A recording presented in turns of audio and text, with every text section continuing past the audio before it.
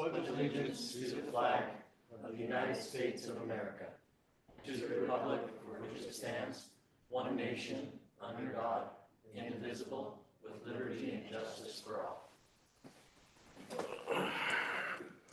All righty, thank you.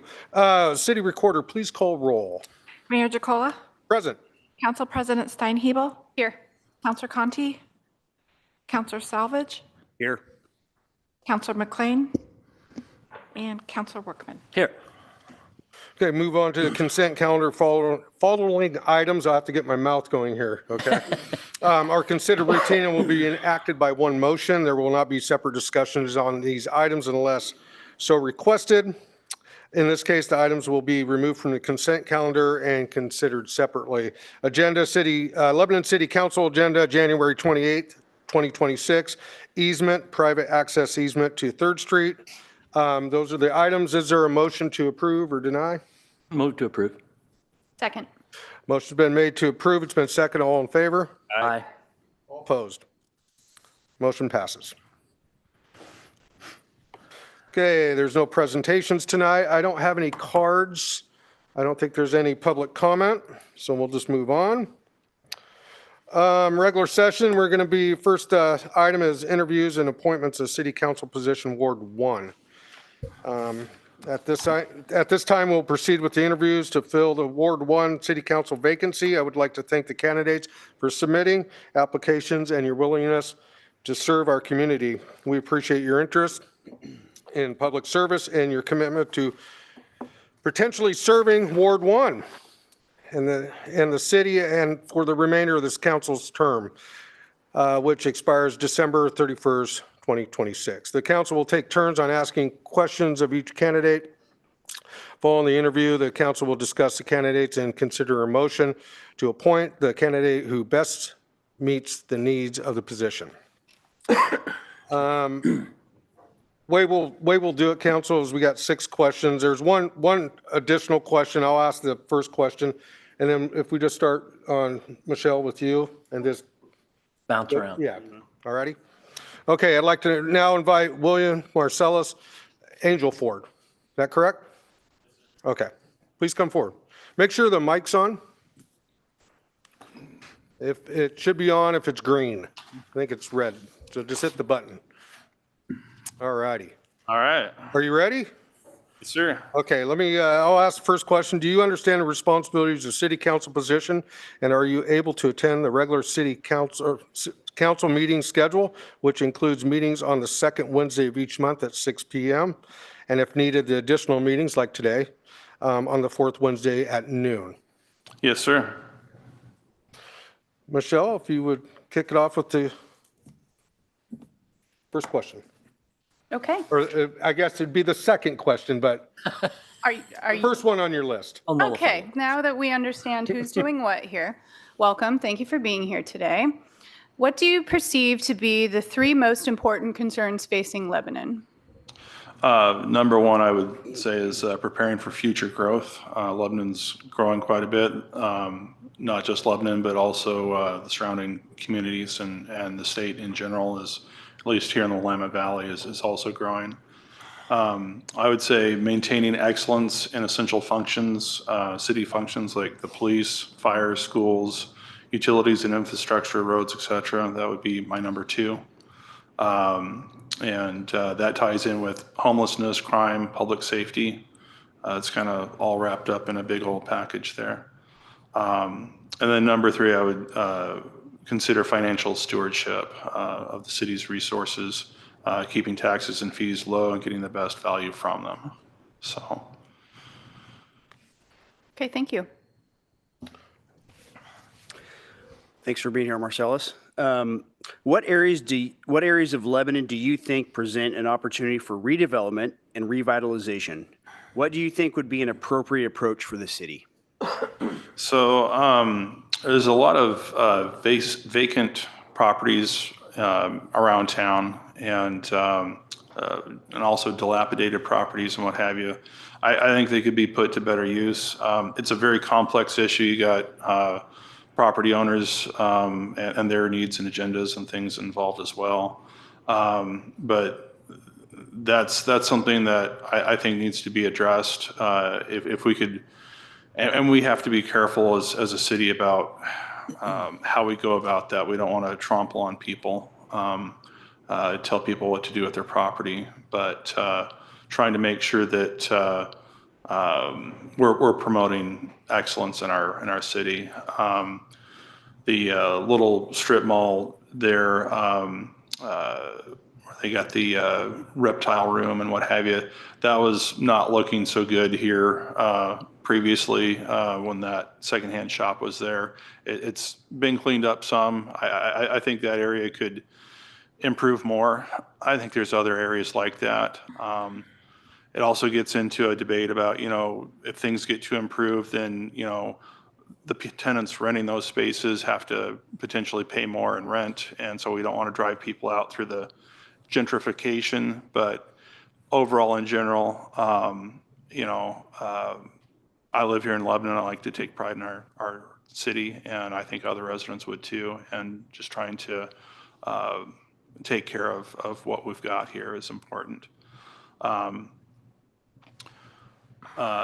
One option that was discussed in a planning commission meeting here that I was a part of a while ago was allowing greater flexibility for commercial properties to also have maybe some residential dwelling units added to them. I think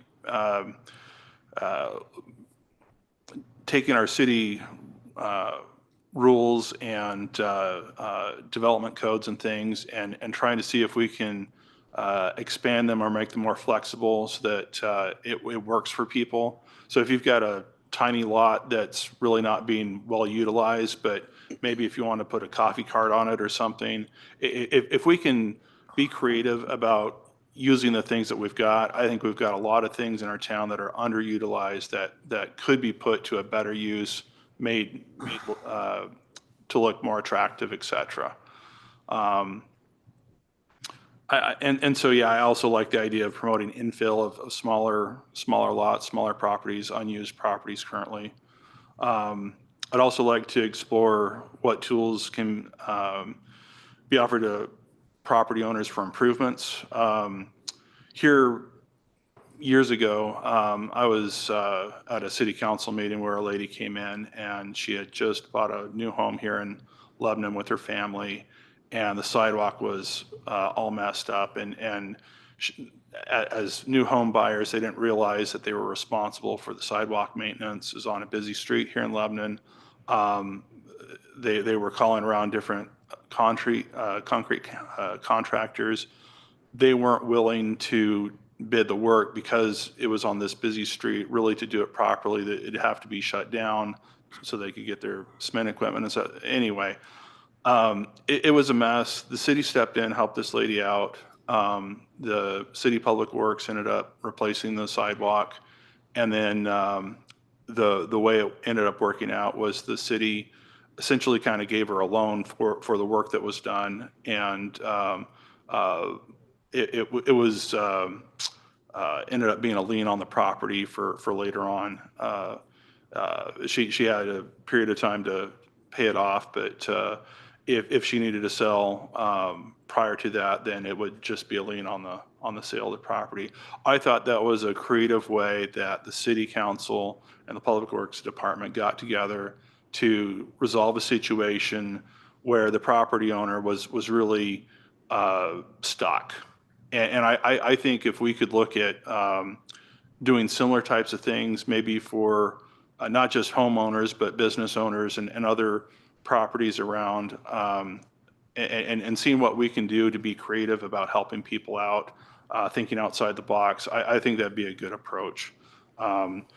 Maybe the city could consider offering tax incentives or loan programs or whatever for specific property improvements, properties that are specifically identified as needing some revitalization or something like that. Anyway, those are some thoughts that I have. In that vein, I really like what Lebanon Calvary Chapel has been doing. When they purchased the Elks building, and then they took over the old dry cleaner building, fixed that up. It's a great coffee shop now. They also bought out Dottie's Grill House. That was a eyesore and a mess for years. And now it's a place where children can go and hang out in the evenings, and it's a safe place. That's a big deal. And I think as a city, we need to get behind organizations that are doing that, whether they're religious or secular or whatever. I mean, we got the Boys and Girls Club here. That's a really important thing for our city. And we just need to recognize those things happening and support them as best we can. Great, thank you. As a city council, you sometimes have to make unpopular decisions. Shocking, I know. How will you handle those who criticize you or a decision you have to make, for a decision you have to make? So a little bit about me. Professionally, I've been a weld inspector, been involved in quality control for the majority of my career, and I've ticked off a lot of burly welders before. So I feel like I can handle conflict very well, remain even-keeled, and talk people through their problems. So I'm not concerned about that at all. Thank you. Michelle? Thank you. What do you see as key elements in a productive relationship between the mayor, city manager, and other councilors? I think most important is honesty and respect, and having the willingness, the courage to remain engaged and continue communication. If there's a heated issue or whatever, it's okay for people to not agree. It is important that they at least listen and consider the other person's side and point of view. And I think that our current city government is very good at reaching out to other people and maintaining that level of decorum and putting personal things aside and working together for the betterment of the city as a whole. And so, yeah, I would just want to see that continue.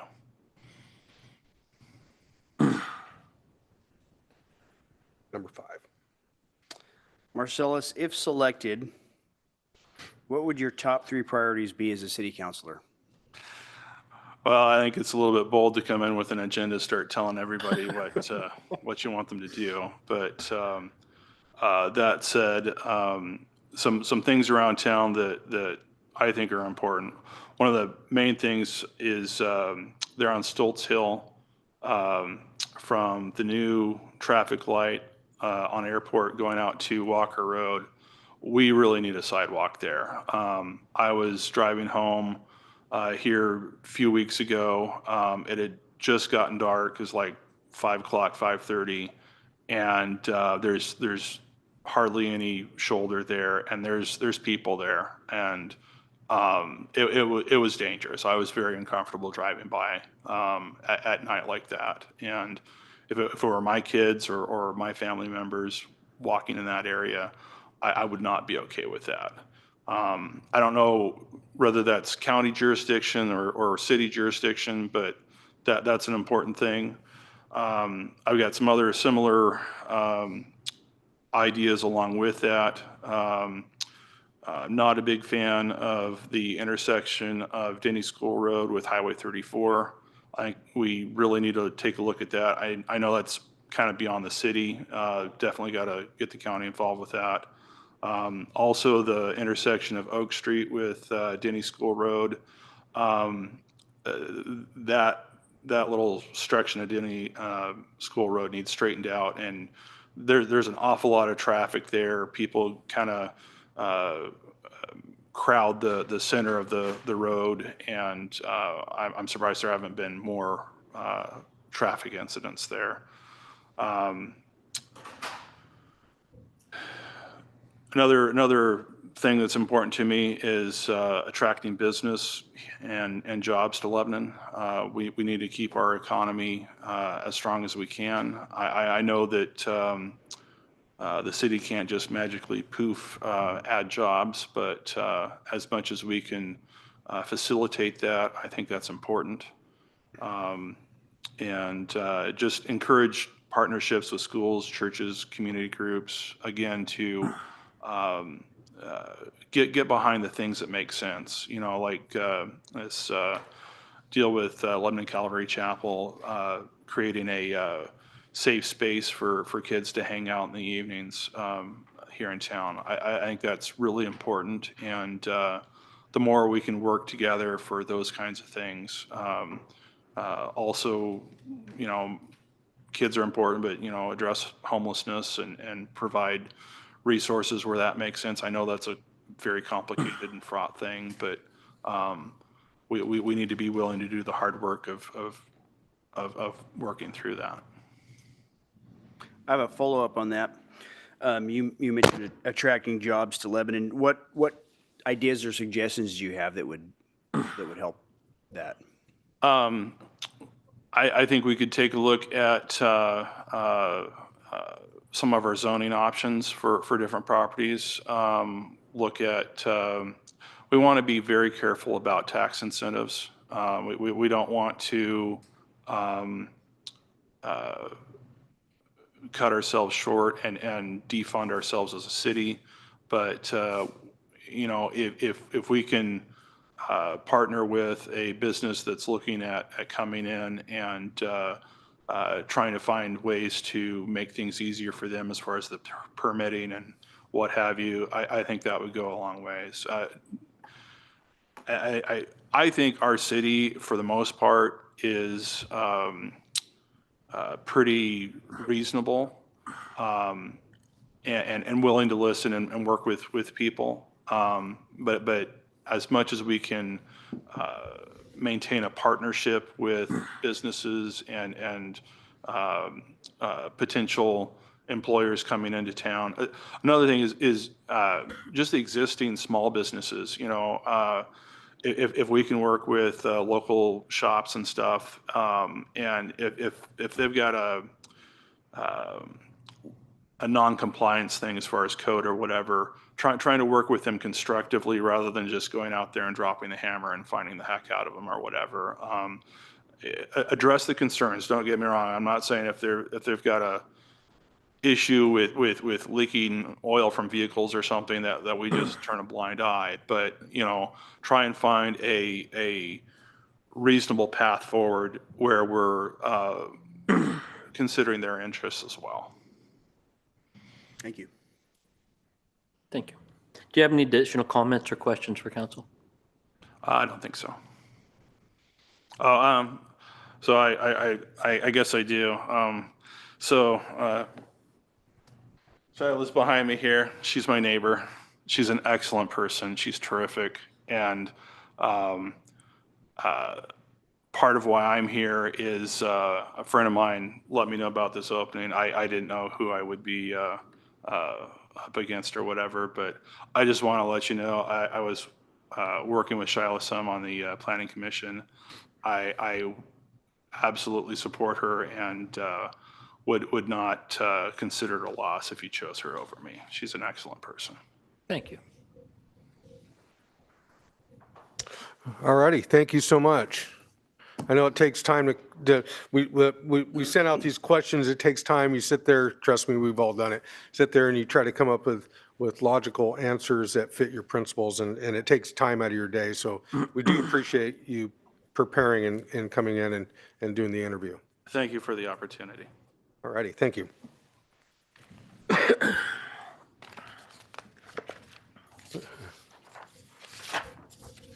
The next interview, Shaila Malloy. Come on down. The next contestant. Yeah. Hello. Let me do this here.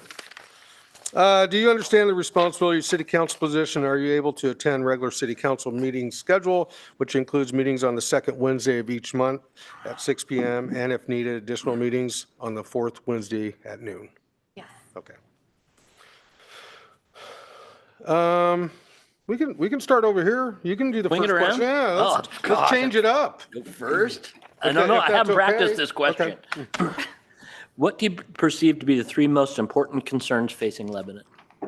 Thank you, Dave. I made Welcome. notes, so I just want you to know I typed these out ahead of time, so I'm not copying myself answers. But I too listed the houseless community, the long-term financial stability of the city, and ensuring that our infrastructure keeps up with the pace of our growth. Okay, thank you.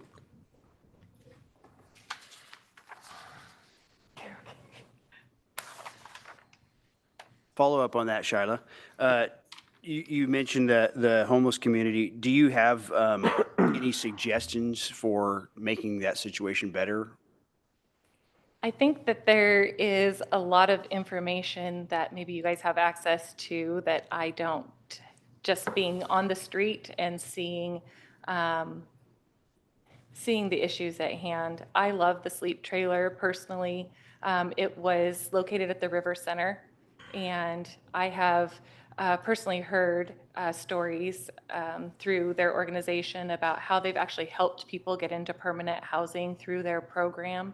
I would like to explore a little bit more about what that looks like from a city council perspective.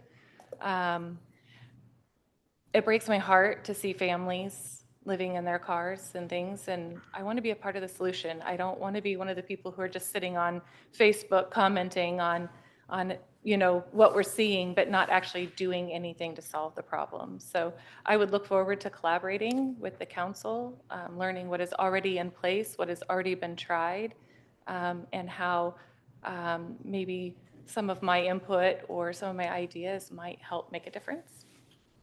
All right. What areas of Lebanon do you think present an opportunity for redevelopment and revitalization? What do you think would be an appropriate approach for the city?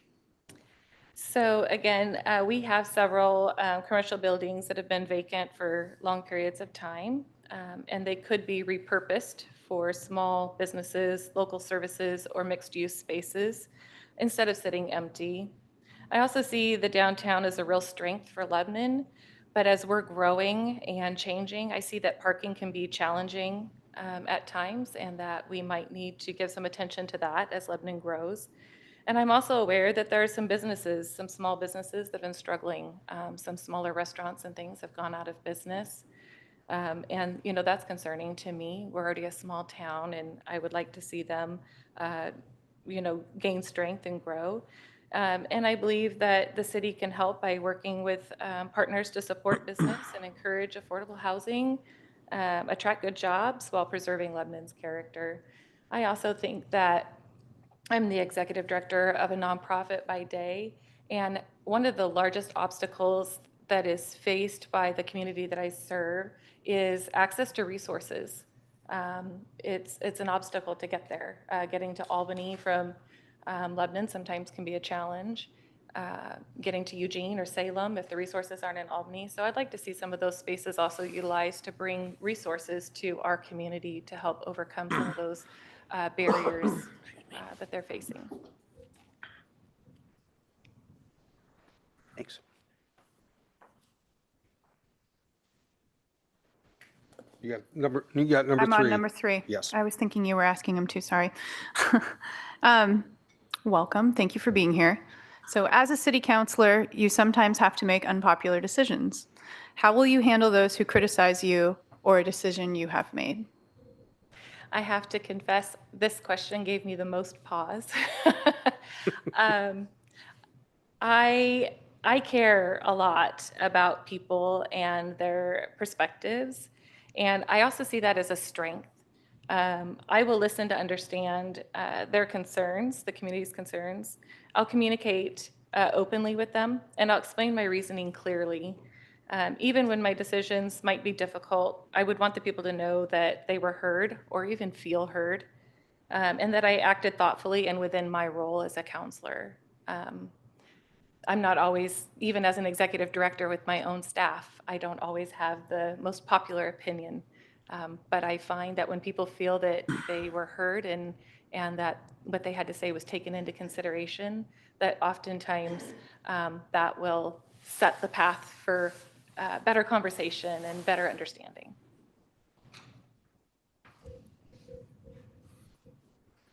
Okay. What do you see as key elements in a productive relationship between the mayor, city manager, and us, the council?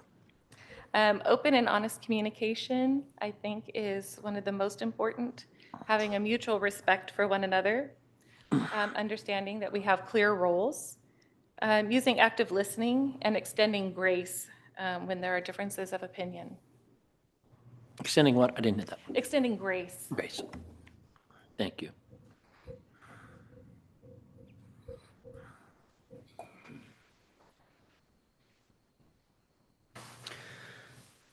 All right, if selected, what would your top 3 priorities be as a Lebanon City Councilor?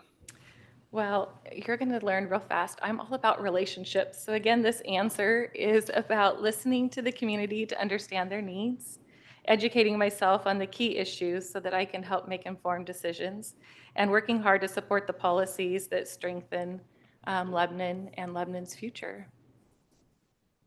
Those are my top 3 goals. Okay, so that was listening, and sorry, I missed this. I want to listen to the community to understand, listen to understand their needs, as well as you guys, listen to understand. I want to educate myself on the key issues so that I can make informed decisions. I think I know, but you need to inform yourself. There's probably more information. And then working hard to support the policies that strengthen Lebanon's future. Follow up on that. Follow-ups. Yeah. He has lots of follow-ups, yeah. I didn't know those were allowed. I'm just trying to stay on script here. Oh, no. They're encouraged. I didn't even get this list when I interviewed for this. Somebody shorted me. Too. Why are you looking at me? Look at these people. So you kind of, those are kind of vague answers. Do you have any things that stand out as priorities you would like to tackle, like, that are on your list? You look around at the community and these are priorities for you as a person. Yeah, and I think that my answer to number 1 fits with this too. I think our houseless community, we need to address our houseless community and the long-term financial stability of Lebanon. I think that those things are extremely important. Do you want more? Well, I mean, those are good. Those are good. Yeah. Yeah, that's just what I'm seeing every day. But in a perfect world, resources. I really think we need more resources available to families in our community. And I think we have a lot of organizations that can help make that happen. And are we utilizing them? And are we all working together to find solutions for our most common issues, such as the houseless community and things like that? So. Thank you.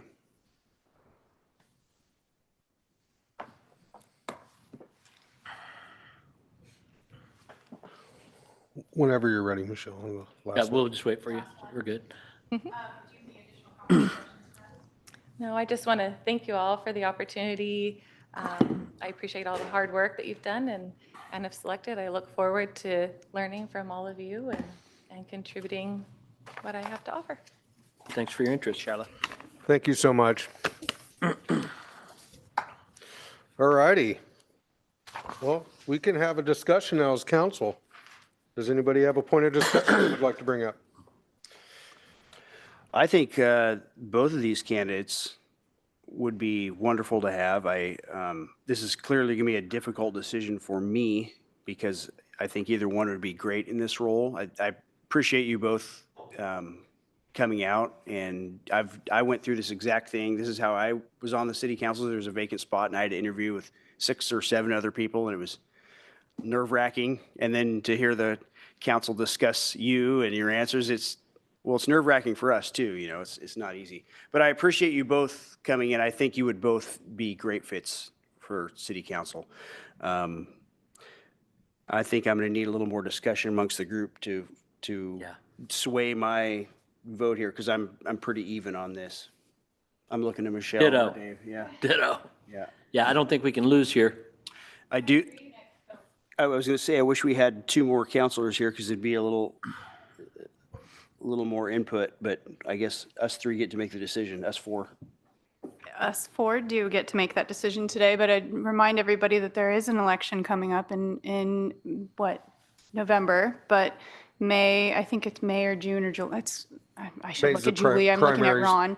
May is the primaries, yes, but I think the application for this would open in June or July, which is just, 5-6 short months from now. We have a filing period from July 6th to July 31st. Excellent. So while we're not going, I don't feel like we're going to make a wrong decision, and whoever isn't picked could also then run in November. I think both, this is hard because I think the last couple of times I've done this, 1 or 2 times we're on Zoom, and then the other times we're at the travel station where people walked outside and they probably could hear us through the walls. But I realize now that I'm having this conversation with the 2 people sitting in front of us, and it's a little nerve-wracking for me. I think, again, there's not a bad decision to be made. I do share a lot of Shiloh's concerns about coming to some sort of, I don't even know what I'm trying to say, but something with the houseless community is growing. We do have, like every other municipality in Oregon, some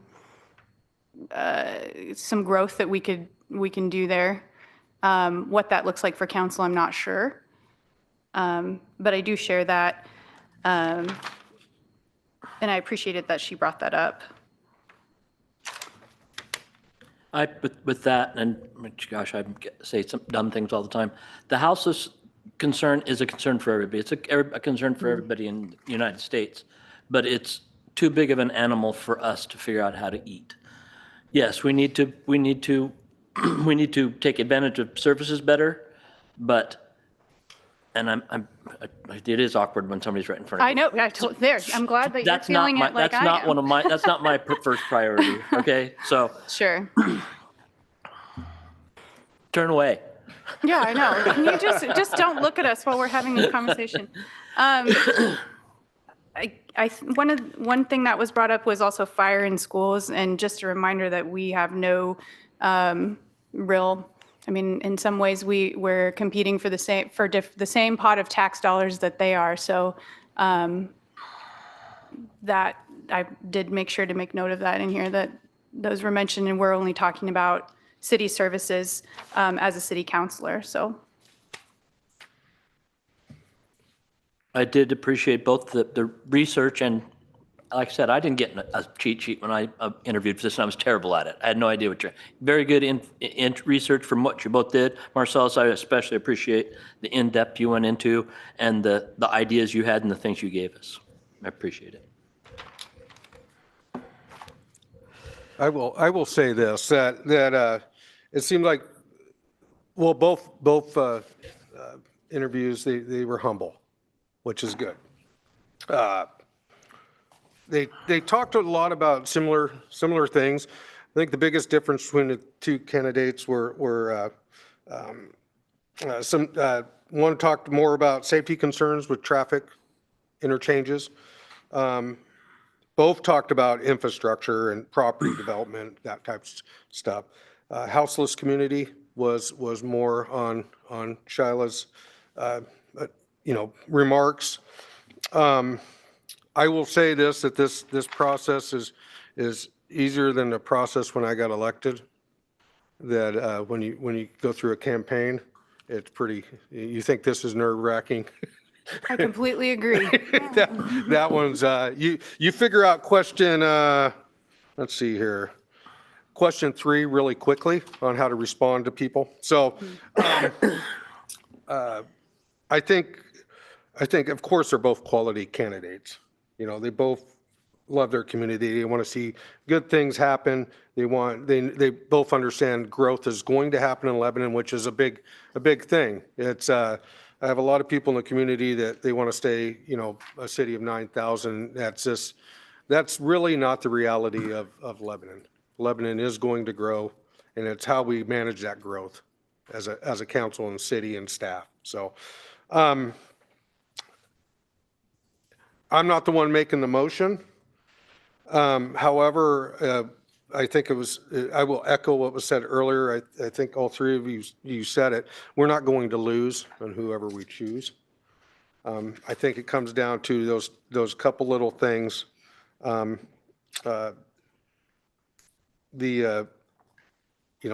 to improve property, how do we manage property development with landowners and property owners? And the other one was, the main issue I heard was the houseless community. So it comes down to that, in my opinion, on who you choose or who you want to make a motion to choose. A lot of the other stuff was pretty similar across the board. But, and like I said just a second ago, I'll say it again, they're both quality people. So whoever's chosen and gets voted in, I think we're going to be, as a city, we'll be getting value as a council and be able to move forward quite easily. So I think some of that too is that both of these two have served on the planning commission. And I know many other counselors have also kind of had that similar route and interviewed for these same positions. So again, as Ken said, we're getting an excellent fellow counselor for the remainder of this term, no matter who is chosen. I am ready to put forth a motion and see what happens unless we're going to continue having more conversation. I quickly did a tally because I was trying to figure out a way for me to break the tie in my mind. Yeah, I know. And I went through their questions and I was, as you guys were discussing, I scored and I liked to answer question one, the three most important concerns. I really liked Marcellus' answer. I think his concerns directly align with my personal concerns. We're preparing for future growth, maintaining the core city functions. He mentioned public safety, which is very high on not only my list, I think our city council, we all feel pretty highly about public safety. And he also mentioned financial stewardship, which I think Shyla mentioned that one as well. And that's one of the biggest parts of what we do is those three things. So I gave him a point on question one. Question two, I also gave him Marcellus on opportunity for redevelopment. That he was a little more specific and he had some interesting ideas that actually could be brought up in further discussion. Question three, I gave to Shyla. I think her answer as far as how you deal with people who are unhappy with your ideas or you made unpopular decisions, I think she had a pretty valid response to that, and it actually works in the real world, what she was discussing. I also gave question four to Shyla. What do you see as key elements of a productive relationship between the mayor, city manager, and council? Those questions or the answers are pretty close. I think she expounded on it a little bit better. And then question five, I gave to Marcellus. If selected, what would be your top three priorities? Once again, I think his priorities align more with my personal priorities. Shyla does care a lot about the homeless situation, which is a situation. I'm not going to discount that. But as question six isn't really a question, I have Marcellus 3 to Shyla 2. And in my mind, that's the only way I can break the tie. And that's, before you make a motion, I Yeah, want to sure. say something. yep. And so that's where I'm at. I did the same thing. I put pluses and minuses, and although they're not the same, it's a 3-2 for Marcellus for me. Okay. As we were talking and we went through, I actually went and I have 4-1 with Shyla and one being William, or is it Marcellus or is it William? I'm sorry. My legal first name is William. I go by Marcellus. Okay, thank you. Julie, will you just, before a motion's made, just kind of talk of what the future holds for whoever gets selected and when they would be sworn in and all that kind of stuff, if you would, please. So they would be sworn in at the next council meeting, which would be the first meeting in February, and they would serve the remainder of the term, which would end at the end of December. And then whoever's chosen would come to you and go through the process of any paperwork or anything like that, Yeah. correct? Okay. Yep. We would hope that the person who isn't chosen would be running the next time they wanted to be. I mean, you're still Yeah, eligible. well, yeah. I would highly encourage that. As I said, And both whoever excellent is candidates. chosen would have to run again in November to remain in that position. Well, understanding where my point spread is and others are, I will not make the motion then. Is there a motion for either candidate?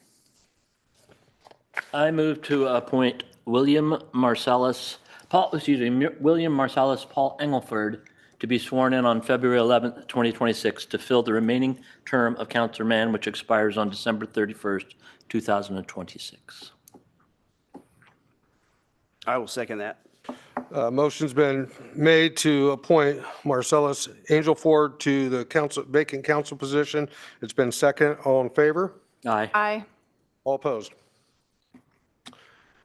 Congratulations. Congratulations and thank you so much. Congratulations. Thank And you. and don't take it as a bad thing. You did really well, and we thank you for coming in. We really I do. interviewed and I was terrible at it, and then I had to get elected. So come back and try to get elected. But I will say this. I have a feeling you'll have a person running against you in November. Are you- Anyhow. Shiloh, I want to say thank you Yes, for, thank you so for going through this. And I honestly, I would love to work with you on city council, as I am going to with Marcellus. So I don't want this to feel like your dreams are dashed or this dampers your spirit for continue to remain involved, because I honestly would love to work with either one of you up here. I'm on the planning commission. I'm doing my second term there. I'm content. So I'm still serving my community. So I'm good. Thank you so much though for all of your time. Thank you. I Yeah. appreciate it. Thank you. Well, as someone who's on the planning commission for many years, and now on the city council, I do recommend the city council position just because it's more dynamic.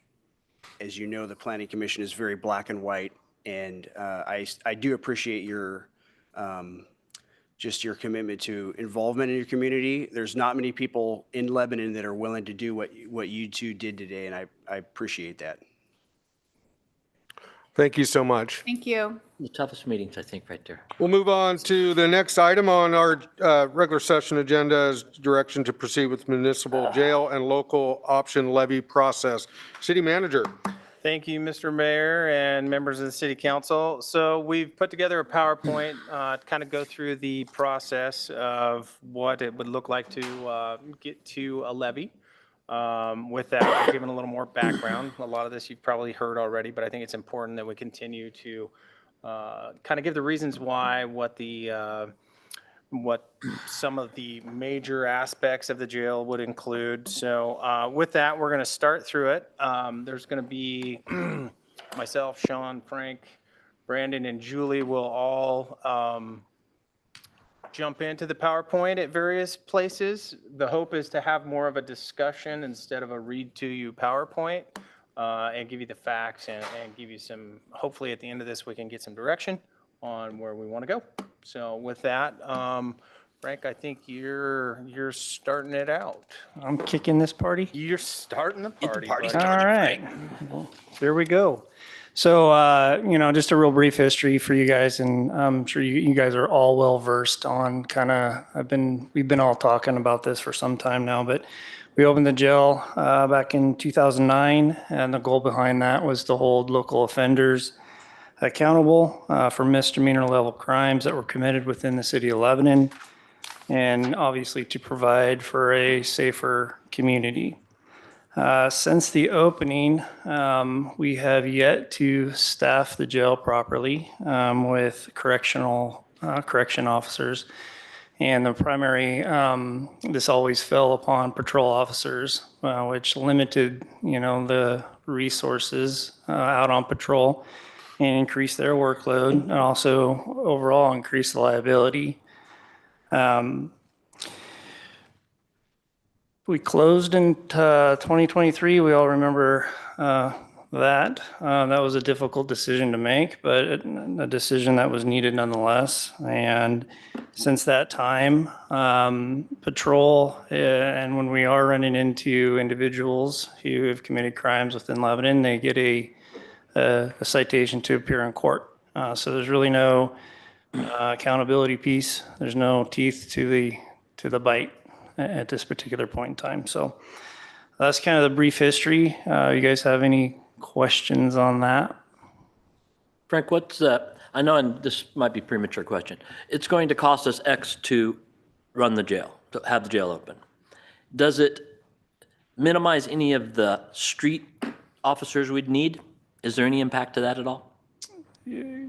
Like if we had a jail that was operational and could house people, would we be able to have one less officer, or just mathematically? No, I mean, we keep the same amount. I think kind of what you're going to is we would have focused individuals inside the facility to take care of the individuals who are being housed there at the jail. So it wouldn't be the responsibility of patrol anymore. So No, I get that. I'm just saying that, how, would it save time of the officers on the street that have to keep going after that same guy, like the guy who put the stuff in my tree? Absolutely. Sorry. Yeah. Sorry for not understanding, but yeah, absolutely. So, instead of dealing with the same individual time and time and time again, it would be going out, getting and housing.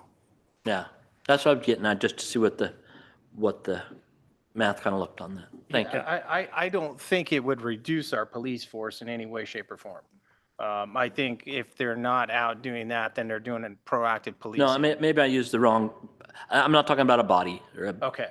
I'm talking about how effective the police could be if they didn't have to deal It with would the fact create that- more efficiency, clearly, with, with having the jail open. Clearly. Yeah. Thanks. That's the word I was searching Was that, my I didn't brain hear you. for. I didn't hear what you said there. And more deterrent. Yes, yes. Don't have much That's- deterrent. Right? Yes, that's a big one for me. So, thanks, Frank. You're welcome. Obviously, the key liabilities you guys have heard me talk about many times over. In order for us to operate the jail, we have to be in compliant with Oregon law and the mandates that they placed upon us. And that requires all the things that are listed within the ORSs that are listed, and then it requires funding and it requires personnel to legally get to the point where we're complying with that. And one of the main reasons in 2023 why we closed, we were not complying. Gotcha. Were we not, which ones were we not compliant in? I mean, I don't need like an exact breakdown, but like all of them? Staffing, or- training, Okay. medical, mental health care, religious accommodations. I mean, we had that in place, but not to the standards that were what it needs to be. Okay, just was curious. Thank you.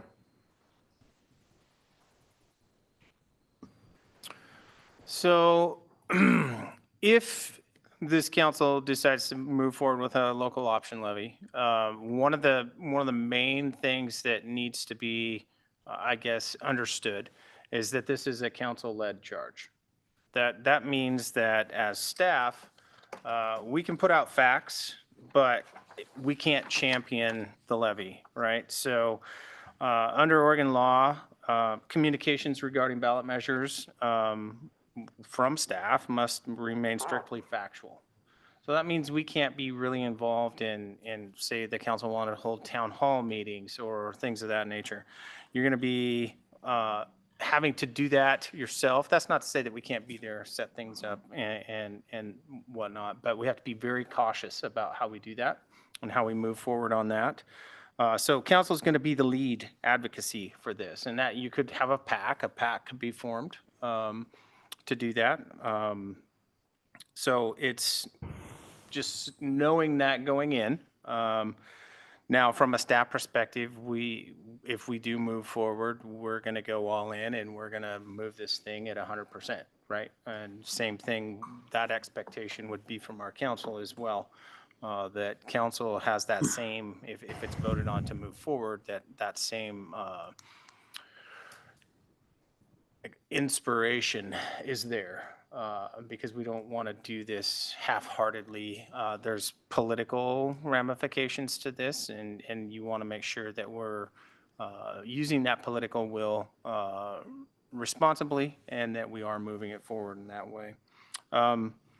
So with that, I just want to make sure that that's really clear before we go any further with that? Is there any questions Yeah, about what that looks like? operationally speaking, because I'm on the same term as our new counselor, if, say, I don't win my election in November, what happens to my involvement? I made no secret that I want to lead this if I can. I want to do anything I can to make this happen. It's something I'm passionate about, if anything. But what happens if I don't win in November? Can I still be involved in this? I guess it depends on when you, sure, as a private citizen, absolutely. You could be on a PAC, you could. I mean, nobody's going to not vote for me, right? Understood. But yeah, I mean. Anything's possible. You just have to get rid of the city councilor after your name on anything. Exactly. I was just curious. Ron and I have talked about this multiple times, and I have two concerns, okay? The one concern I brought up at a work session where I talked about, how this might affect other strategic moves that we're thinking about doing in the future, okay? That's one. So we need to be very clear-minded on how this affects other times where we might be seeking funding, okay? First, let me step back for a second. I'm all for opening the jail. I am. I think it's an important part of our community. There's two components to law enforcement. There's the enforcement part and then the accountability part. And right now we're only kind of doing one side of that. Okay. So I'm all for it. However, that's very important for me to think, okay, where's this put us in 5-10 years down the road on some of these other priorities that the city is, needing. So that's the one concern I have. The other concern I don't know if it's a concern but I'll just say it. If this moves forward, the council, and maybe that's why this slide is here, the council needs to take the lead on it. And I'm glad that, Dave, you said that you would do that. Because one thing we can't do on something like this is go, hey, we're going to do this, and then everybody steps back and look at staff to go, oh, well, why isn't it happening? No, that's not the case in this. This needs to be council-led. It needs to be championed by council. I think there's probably 2 or 3, maybe the whole council that would champion this. And it's a very important part of getting this through. And if we're not willing to do that, we should not put any motion forward saying, oh yeah, let's do this. That was my 2 concerns with this whole discussion. So if everybody has thought through those 2 things and they're willing to make that commitment, and to voice or to answer your concern, if you didn't win, it's you still got it through. Okay, so if it passed. Okay, this would be in November. I think you're probably going to go through a timeline, aren't you? Okay, but those are my 2 concerns. Just make, I would hope that you would take those into account in your thought process and really think those things through before making a motion. So I also want to kind of drive this slide home too, partially because, yes, it does need to be council-led, and someone touched on the political piece of it and the political risk. Our positions are inherently political. The voters cast a vote for us to sit here and make these decisions, and they don't do that for people like our police chief and for our city manager, or our finance director. So it's really just important for us to, again, have that lead, because we want to make sure that people like the chief or the city manager or the finance director or whoever they're there and they're doing great work, and we want them to be able to continue to do that work without the political piece. That's what we do here. I get that. I'm going to tread lightly on this. We pointed out because we have future concerns. There's there's all kinds of things to worry about. One of the things we pointed out to our candidates is that the schools and the fire isn't. I don't think we as a council, and I know there's crossover, and we can't worry about the school bonds or the fire bonds. This is a city issue. Does that make sense? I agree. I agree 100%. I just know that's a thing to consider. There's money that's going to have to be spent, and this is a city issue. I'll make that clear. My question on this, and I also am full support of opening the jail. What other than council support, which I will openly support opening the jail, what does a council-led charge look like? Like, what are we talking about? Well, so as we get further down the slides, and Sean, you can step into this too, but as we get further down in the slides, you're going to see where we're going to recommend that you use a consultant to do a lot of the messaging and that type of stuff. So it's going to include Factual polling. messaging. Yes, absolutely. Yes. And it's going to include polling. It's going to include, do you want to do town halls? And those types of things. And that's where you've got to figure out ways that you want to get your message out. Again, we can be here to set the town hall up, but when you guys are speaking, and there's a fine line there, and Julie, you'll have to help me with that, but we can't use any city resources for your messaging, right? We can use a consultant to help get the factual messages out and to pull this thing, but past that, What I've seen in the past, and you tell me if this is out of bounds, is that usually staff walks through like what we just had happen, right? This is when the history, this is when the jail opened, this is when it was closed, it's all the facts.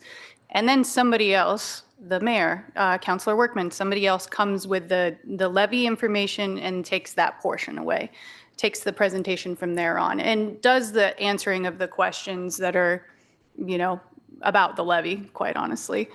Yeah. In your mic. You got to turn your mic on, Trey. The city and the and staff can provide basically neutral, non-advocating, independent information, as they would on any. Similar to what we're doing right now, right? And, it's no different than a campaign for one of you if you were running for city council. I mean, you can't, the city can't take a position on any of your elections. But they'll provide you or provide the community information that's of a factual and non-biased nature that doesn't try to sway a vote in any way other than you have to be able to justify and back up the numbers, the facts, and all that kind of stuff. So basically, you should look at it as running a campaign. Instead of John Doe getting up and running for election, you now have Measure X, and you set up a committee. You set up, you get a finance committee. You get, hey, who's in charge of the signs? And you run the whole campaign, and the only difference is you're running a campaign for a measure as opposed to an individual. All right, we'll have quite a few more questions, but I think I'll let you get through the slides because they might answer them. Okay. We're overriding the slides here. That's all right. Brandon, if you want to take the financial piece. Sure do. So what staff has determined is in order to operate this in a manner that meets ORS, meets the requirements of our insurance provider, over a 5-year life of a potential levy, at the end of that 5 years, we would need $1.7 million. And you can see on the screen there the necessary components of that, right? It's a 24/7 operation. We would need 6 corrections officers and a supervisor. You are required to have a medical staff, the liability insurance, all of that is listed there with the dollar amounts. What that amounts to is about $1 per thousand for a potential levy amount. That generates you that $1.7 million at the end of that 5 years. Things to consider with that is there will be some level of compression, and for those who don't know what that is, measures 5 and 50 in the state of Oregon limit property taxes to a specific amount based on your classification, general government or education. We're under the general government limit, which means that overall across all taxing districts, there can only be $10 per thousand in taxes assessed on a real market value of a property. And then there's a whole calculation that goes into how they calculate whether you are at or above that limit. Anything above that limit is then considered compressed. And so levies, these kind of special election items, are compressed first. And then if you have to, you get down to the bottom line and you still need more, then the permanent taxing rates, right, our general tax that we apply every year would then further be compressed. So with that said, currently the county has one local option levy out there right now for general government entities. This would create a second for this area and potentially increase what you see in compression, which is why you need $1 per thousand. The average cost for a homeowner based on a $385,000 home is about $385 a year. Currently, we do have a general obligation bond on the books. That bond, the last payment is scheduled for fiscal year 2027. So taxpayers will see that applied to their tax bill November 2026, and then it will cease after that. That amount, you would see a savings of about $102 a year if this were to potentially replace that general obligation bond. So you're saying that that general obligation bond now for the average home is costing about $489 a year? Yeah. Okay, thank you. Don't This mind is me, I'm just rushing to pull my tax statements. This to is figure out how much super that is. simplistic question, but how much, we're still paying for the jail. How much do we still owe on the jail building that's sitting there? And I know that's probably not how to ask that question, but The remaining amounts for this year and next year is, I have it right here in front of me, basically $3.5 million. And that was for the library and the Justice Center. Okay. So only a portion of that obviously is for the Justice Center and the square footage of the jail. But we have 2 payments left, one this fiscal year, one next fiscal year, and then we're done. okay. Thank you. Which, if you can believe, means that we've had these buildings for Long time. about 20 years. Fine, yeah. Initially, the levy amount, we would not need the full dollar. So what we did is scaled this so that we could potentially set a levy at an amount that we would need within that 5 years, and then you can under levy, right, based on what the actual expenditures are in the beginning years. So we would have to kind of tool that to set up what you're looking for in that 5-year span, make sure that it would accommodate all of the expenditures within that 5-year period. Because what we don't want to do necessarily is set a levy amount that prices us out after the first year or 2, because once it's set, it is set for that 5 years and you cannot change it. So the dollar means that you have some flexibility in where you start to where you end. Gotcha. What other bond measures, my property tax statement is full of bond measures. What other bonds are expiring in the next 1 to 3, 4 years? That is a question I don't have a full answer to. I can tell you that, like the school district has an existing bond, general obligation bond, that expires in 2030. 2030, okay. The LBCC has an existing bond measure. I don't know what the termination is on that. The fire district has the new station 31. That one's going to go for a while, right? That one just started and it was a 30-year, I believe. So you are probably looking at well into the late 2040s, early 2050s before that expires. So that's at least the existing bond measures that are out there that I know of. I know the school's a big one, but I kind of predict that they'll also be trying to re-up something similar, but It's possible. just wondering like what the, change in property taxes will be in the next 5 years.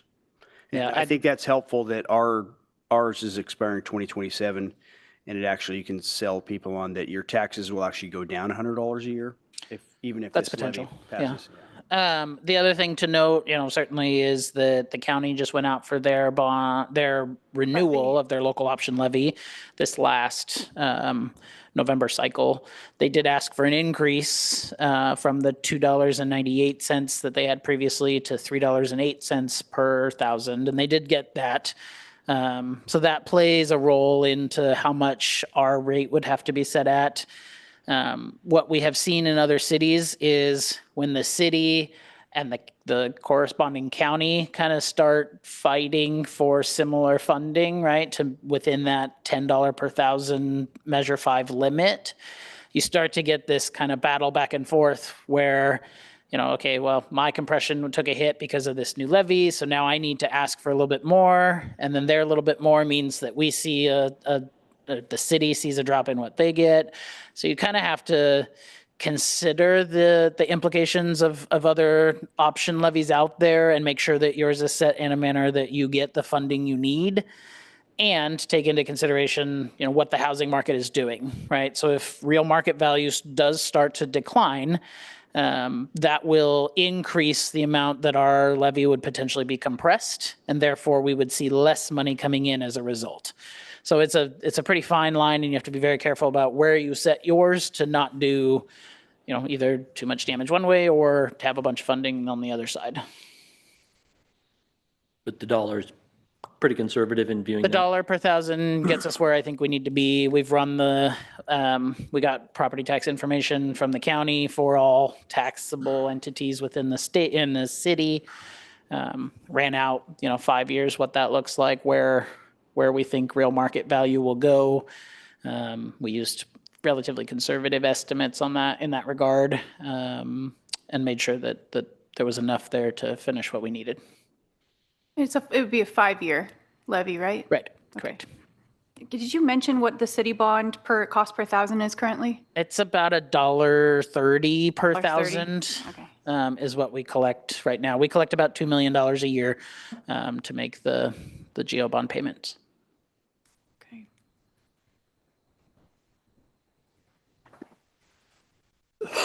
Excuse me.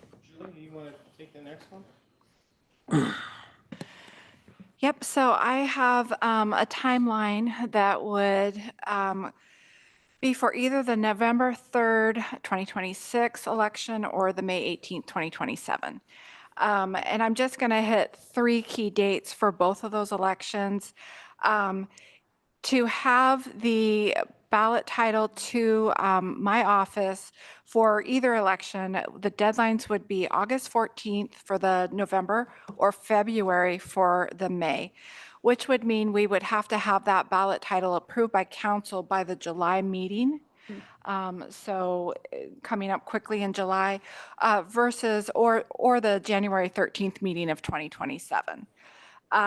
The last day to have those to the county would be September 3rd for the November election or March 18th for the May election.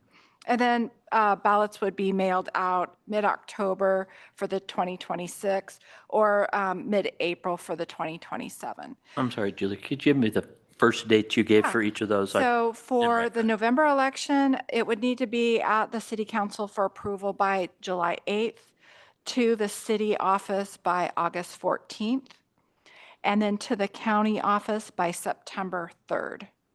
For the May 18th election, you would be looking at a January 13th council meeting, a February 26th deadline for the city, and then a March 18th deadline for the county. I did want to add that there is an ORS that for any election outside of an even election year, so for the May 2027, the cost of the election will be borne by the city. I did reach out to the county to see what that might look like. And unfortunately, the county told me there's just too many variables that they're not even going to try to give me an estimate. So those include the number of voters, the amount of ballots that they send out, postage, staff, those kind of things. So I did reach out to some other cities, and I did hear back from McMinnville. They have a population of 34,000, so it's higher than ours. But the bill they got from Yamhill County for a special elections was 125,000. They were able to split that with Amity because Amity also had something on the ballot. So their cost was just under 62,000. So if the council did choose to move forward and had wanted to do the May election, I estimate that it could be anywhere from 50 to just over 100,000 in election cost. Gotcha. I don't know how many feels. I think that this needs to be on the November ballot if we can do it. Maybe timing wise, that doesn't make sense. I think that gets it in front of more people, and I wouldn't push for it to be a special election. Because really, I know everybody knows my personal feelings about this, but we're trying to do what the city wants. We will have town halls. We will we will sell it to the best of our ability. But if Lebanon doesn't think it's important, I get it. I'm not right about everything. So I feel like a November election is a better place to have it than a special election. Not just because of the cost, just because more people are likely to give their opinion. And that might not benefit my side of the ledger there, but that's how I feel. Julie, is there still a turnout requirement for a special election? At one point, you had to have 50% turnout in order for it to count. I think there is. I don't have that number, but I'll see if I can find it. Because I think if that's still the case, then that'd be another strike against going out in May. And obviously, it being a midterm 2026, you are going to get more people involved in actually filling out their ballots. Yeah. So I would push for November if it's a possibility. I just want to be the one cautionary person in this. I do agree it has to be November now after hearing the cost for May, but like, as a reminder, there will be 3 counselors and the mayor up on that same election ballot. And the last day for us to make this decision to put it on the ballot is July 8th, which is during the time that people can file for those positions. And while I really, truly do welcome all of that, I don't want to, I would really hate for this to be a flashpoint for people like to run, like that was their, like to run against the jail. That would just really be unfortunate. So that's just in the back of my mind, thinking about timing. I don't love that, but I also don't want to spend Well, I the understand, amount but- of money on a May election. That's No, bananas, so. if that's a flashpoint for people, we're looking for flashpoints. Like I said, we're trying to serve the people. If the people don't want this and we're just the ones who do, I get it. But Sure, but some of that will also, I assume, at some point, we're going to talk about polling. And I mean, if the polls come back that, like it did for other entities, that only 38% would vote for something, then are we still going to carry it forward and spend money? But I assume that at some point, we're going to talk about polling and consultants and et cetera in one of these slides, so. Okay, and as good, long as I'm not wrong. as long as it's less than the May, putting it on the May thing, we're good. Yeah, and the cost of whatever that is too is also important to me, so. As I'm sure it is for others. Absolutely. Is there any other questions on that slide, the time frame? Okay, we can move on to the next one. Sean's going to start in on this, and I'll weigh in where I think I need to. Hey, look, it's the next slide. Ta-da. Like- Yeah. So let's talk a little bit about the campaign and the role of a consultant in the campaign. If you're going to do an effort like this, it really should be done with the utmost professionalism, using the best resources available, i.e. a campaign consultant, which is different than what I do as a lobbyist. One of us works on the policy side, and one of them works on the political side, right? And that's what a campaign consultant does, is they help people win elections, right? You can kind of take the process and break it down into 2 chunks instead of the 3 that are up there. But the first one that's the most important is the viability and readiness assessment. And this is where your initial polling comes in, right? So let's say we've hired our consultant. Their first order of business is to sit down with us and write questions to help determine what the community thinks of the idea that we have, okay? And that'll go out as a poll. Really well thought out questions help determine whether somebody likes it, or under what circumstances somebody might like something, or under what circumstances somebody might not like something. So you have an opportunity in polling to ask the questions that help you advance, the answers to which help you advance your cause. You may, to Councilor Steinhebel's point, get some results back from the polling that suggests that it's not the most popular thing in the world, right? And that is an inflection point.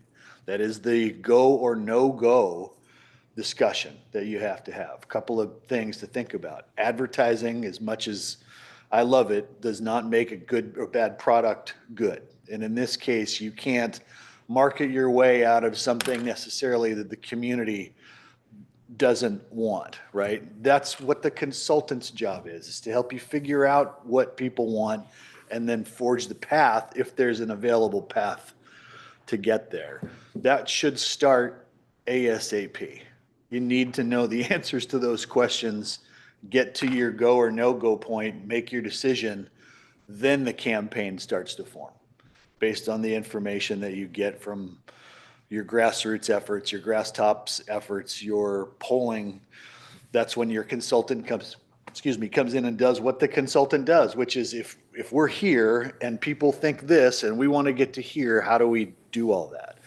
Further to your question about what does it look like if council's involvement in this is much depends on the outcome of the polling and the suggestions that the consultant will make, the town halls, the phone town halls, the this, that, and the other thing, the mailers, all of those things.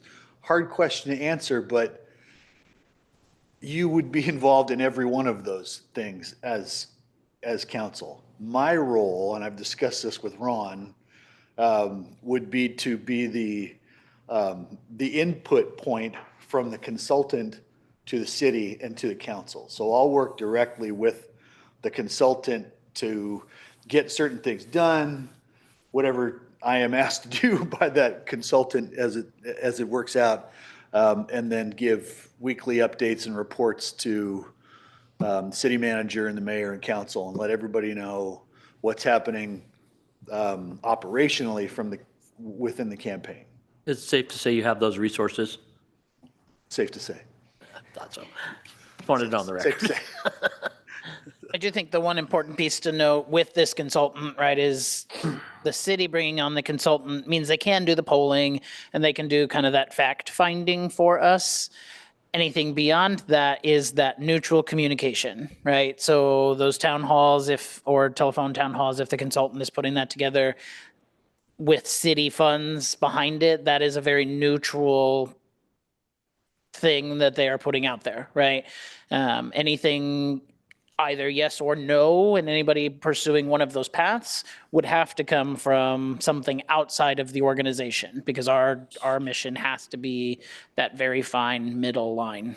So it's at least an option if we found on a PACs and all that, if we found funding outside of the city that would help us to do this, that's okay, right? If you as an individual and through a PAC are putting together communications, then yes, you can do what you are looking to do. Okay. Well, that's so I just wasn't sure. Fresh territory for me. Did I leave anything out? No, I don't think so. Okay. I think it's just, you can see where a consultant's going to have to come into this and Absolutely. help us. I mean, to guide this. And like Sean said, he's going to kind of play middleman on this and help us out, help walk us through that. So. Cost. Yeah. Consultant. You're looking at about $50,000. Does that include the polling or not? Yes, that included the polling. We're still waiting on one proposal. We've got two, so 50,000. That covers the polling and the messaging and helping with the ballot title writing. And then past that, probably developing some town halls and things of that nature. I think I don't have that proposal in front of me. So like through November? Yes. And no extension into May 27th if future Well, councils wanted that to? would be a New negotiated? That would be a new negotiated contract. So this is, whether you win in May or whether you win in November, it's for one election cycle. That would, and if you chose to poll, it would add that as well. What about the polling comes back and 19% support, and we just like, well, we're not moving forward with this. We're going to try and come up with something else. Is it still 50,000? No, Okay. there's a jump off Okay. point in this and the way it's broken down. And I think the Okay. polling itself was, 75 was the estimate. 7,500, I think. 7,500. And polling is based on a few different things, right? The number of questions you ask, right? Because somebody's got to draft the questions and do all that work, and the number of individuals that you do outreach to and the method that you use. If it's a phone poll, if it's a texting poll, if it's however it might work, there's different costs associated with that. But they figured for our population, an appropriate sample size and time would equal about $7,500. And if we said yes today, when is that poll going out? Oh, as soon as it could. We got to go. Week, 2 weeks? Are we? It's probably a month would be my guess before you could get it written and ready. I think the first thing we'd want to do is bring the consultant in to talk to the council, right? Yes. And have Yeah. that consultant here to guide you through that a little bit more so than what we're doing right now. That's not our skill set. So we'd bring them in for you to ask questions for them to start that process. But you can see, I mean, we have 2 council meetings a month. And if we have to have, we've got to have a no-go or go. I don't know. I'm not sure how that works, but You don't want to say somewhere on drop that, dead date. That one of doesn't those sound two right. things, an up or a down, once you've got your polling, and then you will know. Yeah. But I think if you're polling, like you said, if you're down in there in the 30+% range, I mean, I can't imagine that any of us are going to say, yes, we should move forward. Those are very difficult numbers to flip. I think just for calendar sake, right? If you assume that the consultant could come in at your February meeting, have at least that initial conversation. What does this look like? How am I going to help? Yeah. You know, bring back questions for maybe a February work session or something that you can help craft with them. Complete said poll, then you're probably looking at results for that poll in either late March, early April, or your April council meeting, basically, right? And then making a decision at that point as to, you know, what do the results look like? What does the council want to do? And making kind of that final determination of whether or not we keep going. So it gives you very little time, if you think about those timeframes, to have your town halls and getting all this started. It's going to be full court press to move that forward. Well, I think, not to use a compression, because I don't even really understand, the compressed effort is probably better than the spread out one anyway, because we're gonna find Yeah, out, I mean, we're gonna get a drop dead point, say, oh, agree with this that. makes sense. 60 people say yes, then we're gonna know how to, but if 20 say no, then 20% say yes, then we'll bow out. Yeah, we would need, what, 56% to come back in our favor, because it's +5, right? I assume. I think Yep. it's +5, yeah. So anything under, anything in the 40s, I wouldn't 40s. even go. Tough. Now, I mean, that's the question for the consultant. Sure, yeah. Right? And they will answer that by looking at the answers to the questions that we got. You know, one of the great opportunities that you have as a council is, do you like this idea, right? One of the questions. If you don't like this idea, under what circumstances might you like this idea, right? And there's a lot of really good information and questions like that about how to move a policy idea forward. But to Councilor Steinhabel's point, it's a tough flip when you start talking about, you know, I've got to move 10% of the population in my favor towards this. That's a difficult.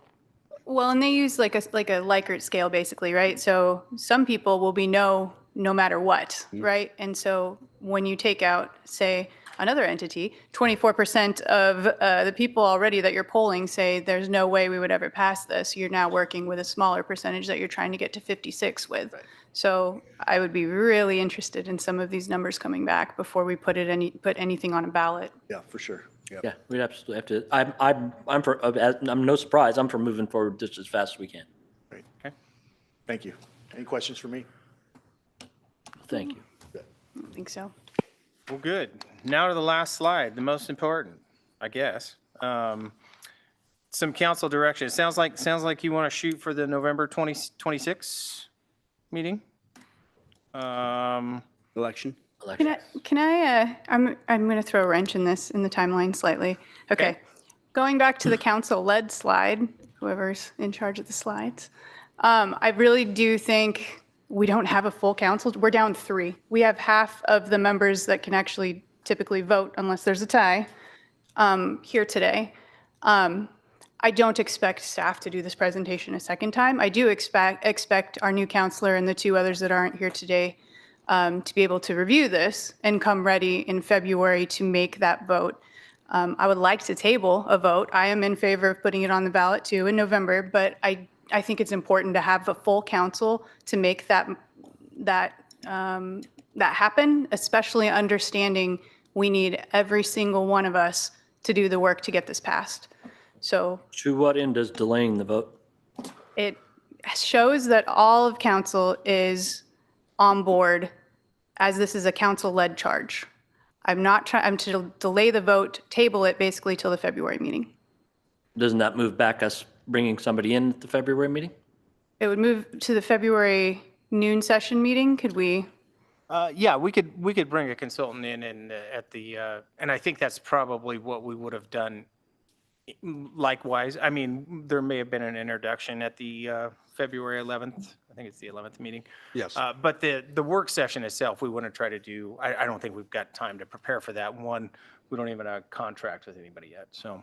I'm not, Do we have a consultant already? Do we have 3 bids and everything? We're waiting on the third bid. So we actually don't have a consultant yet. We don't have, So we could wait until the February meeting. I don't, I get it, but I'm not a mind reader, but I think the temperature of the council, I think I know where they're going to land. I know that doesn't mean anything, but I agree, but I also want everybody's skin in the game and a vote and their vote on record. That say- would be my I was just going suggestion. to say, you just said an important word on the record, or important couple words.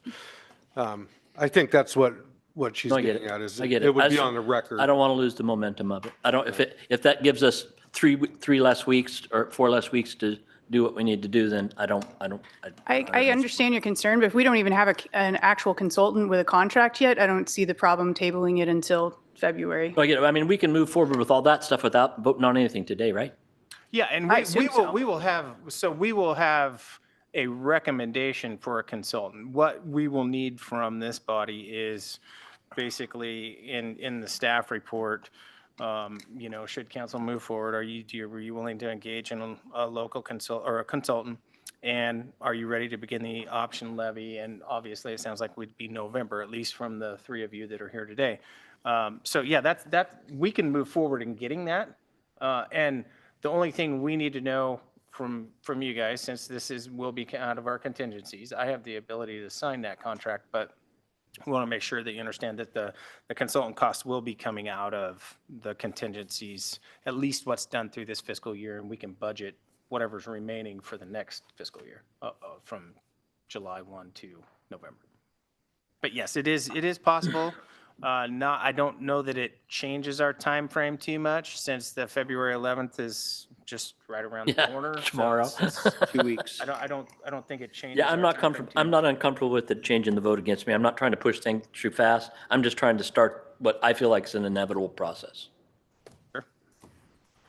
All we'd have to do is bring back this staff report, and there's no work on our part. If Right up we your could- alley. Yeah, exactly. No work on Well, our and part. it actually would it hurt us to have a consultant at the February 11th meeting, or is that even possible? Even if the other counselors haven't decided whether We maybe. don't have a consultant, do we? I think This person, I want a motion from y'all Uh-huh. that this is, hey, 100% where we're going. We're going to spend $50,000 worth of contingency on a consultant. And before I drag a consultant into this, I mean, we could bring him here and just say, hey, we're waiting on, let me think about that and see if that's worth it. But I don't know that we're going to get any value out of that meeting. I think it's going to be better served in a work session at the end of the month, where we can really dive into, hey, what do we want the polling questions to be? And she can give you more of an in-depth, rather than try to do that in a 5-minute presentation at the council meeting on the 11th. Okay. so that would be February 25th noon, or second, sorry. What? What did I do? You did nothing. I did. Okay. So what I'm hearing is the council does want to move forward, but we would like it on the record and all Correct. counselors present. Was there any other questions or comments up to this point? Thank you for getting to this point. I do think for the other counselors and for myself, obviously, I think that all the counselors want the jail open. I don't speak for everyone, but I know the 3 of us definitely want the jail open. Then you put a number behind it, that's $385 a year for the average home. So I'm looking as a taxpayer, I'm probably $400 to $500 a year. So I would be helpful for the chief next meeting with the other counselors.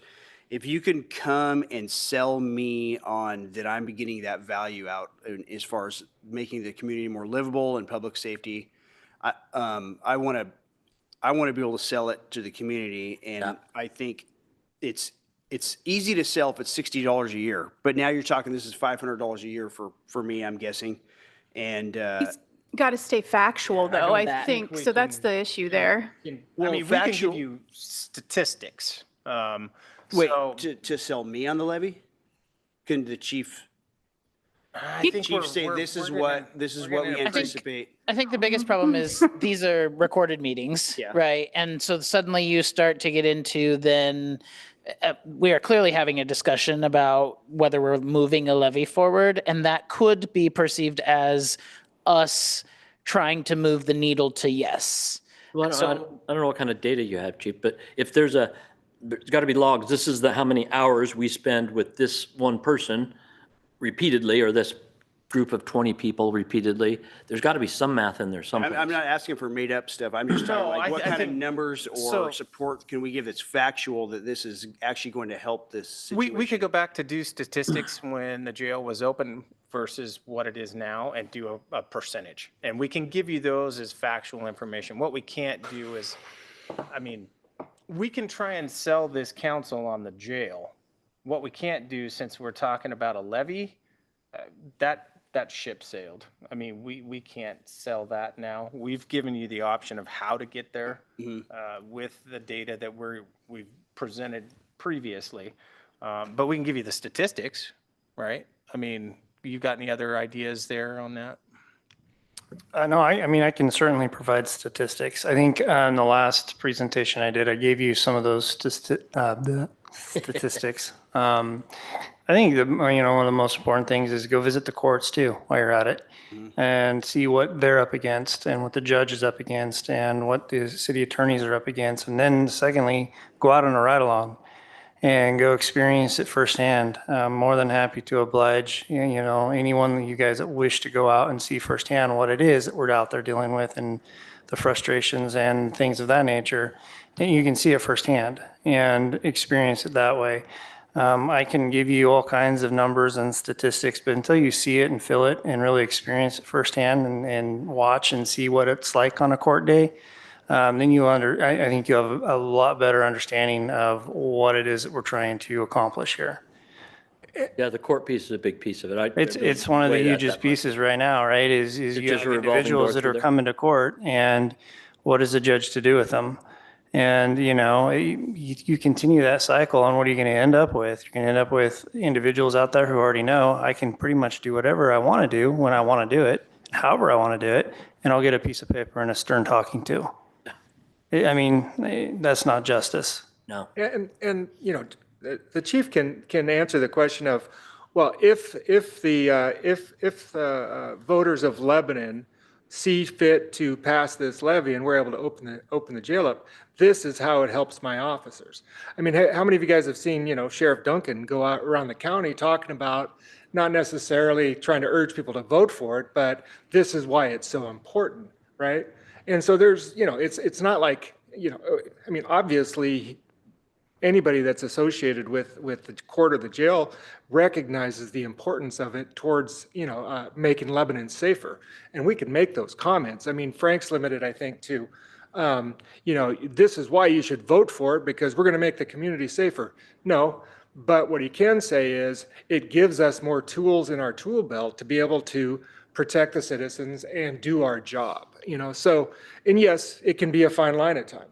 And recognize as well that, public employees, and again, I know this is always a fine line, but they can do whatever they want on their free time. And that includes salaried or salaried employees or hourly employees.